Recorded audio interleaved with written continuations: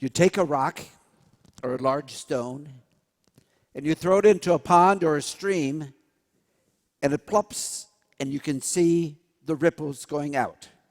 And first of all, they're rather large, and as they go a little bit farther and farther, they become less and less visible until pretty much you don't see them at all. But the reality is the water has been changed. There's more going on than meets the eye. You don't see it, but the water is now different forever because the stone has been thrown in. I've discovered that that's really kind of an image of a lot of things. There's more than meets the eye. We have a person who is sick. Maybe it's cancer. Maybe it's COVID-19. Maybe it's someone who's facing surgery or recovering from surgery. And we know that that person is ill. But it also is like ripples going out.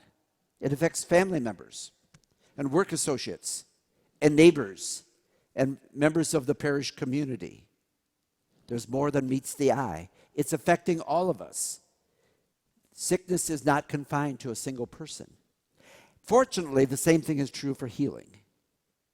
So when someone is healed, people rejoice. I'll never forget when Paul recovered from COVID after a week or two on the ventilator last spring at Wood County Hospital. A whole lot of us came together, and as he was being wheeled out of the hospital, he was recovering. We all blew the horns of our cars to rejoice with him. It affected all of us. We were connected. And so we have the story today of someone that was healed.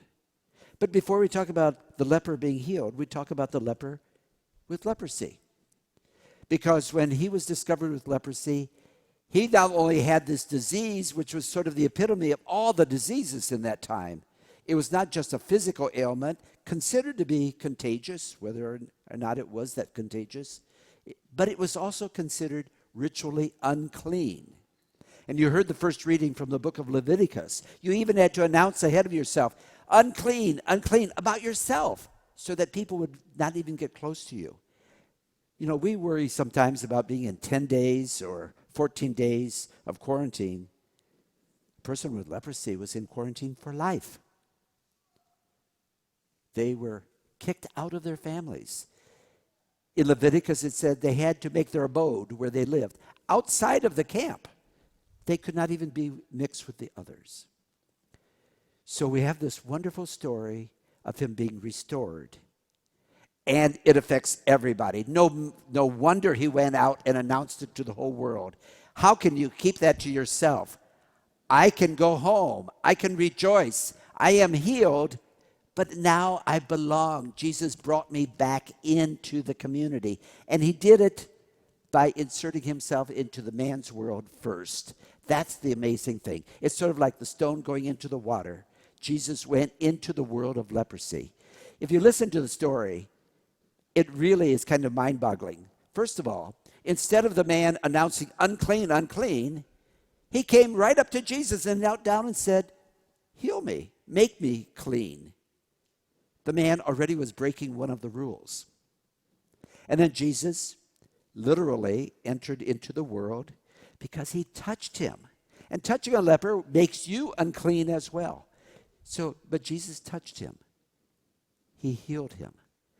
Jesus heals, but from the inside out. Jesus heals by being with us and a part of us, not apart from us. That's an amazing thought. And it's not just physical healing, but it's even healing from sin, healing from hatred. He enters a world that sometimes is divided and torn apart and nasty as can be, and he says, I'm going to make it better by being part of it with you. That is the story we rejoice in. So the stone is thrown into the water, and the ripples make a difference, and the whole world is changed. Now, when I was a kid, spent a lot of time down at the local creek. We called it the crick. And we would throw stones in the water sometimes, but what we really loved to do was find the flat stones and skip them over the water. And we did that all the time, and my brother Ken was especially good because he had a good sidearm.